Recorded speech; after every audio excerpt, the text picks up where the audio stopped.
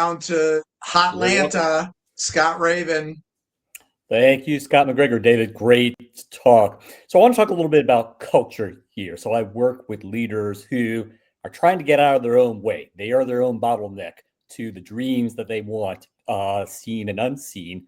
And they realize they got to get better at delegation through their people. They need their people to be loyal ambassadors, particularly for the younger generation. The younger generation has learned to be professionally loyal to themselves first. Multiple income streams, side hustles, because they want to bet on themselves early.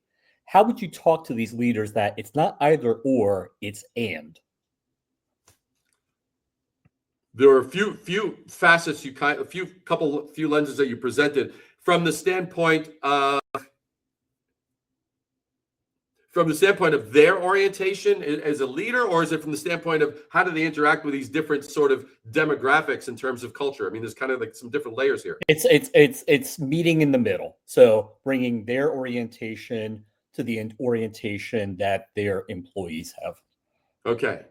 Well, the first thing that I would do is I would eliminate the concept of meeting in the middle. I actually would. I think that that's actually a hindrance.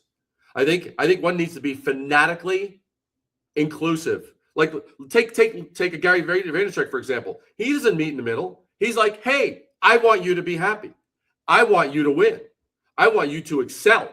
He's not going, I'm going to do everything I can to try and make a safe space so that you can do. That would be meeting in the middle. So I think the whole premise of meeting in the middle is already starting at the mentality of compromise. And I wouldn't go there.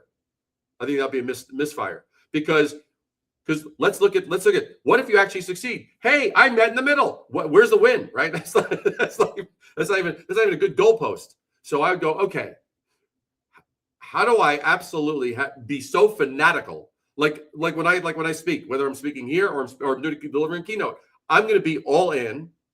And you know what? If I've alienated 10%, which rarely happens, but if I do, that's going to be the most. The 90+% are going to be, that was the most amazing thing. Why? Because I lean 100 freaking percent in. I know my role here. I know your role and your potential here. And I'm not going to ask less of you because of some other thing. That would be a disservice to you.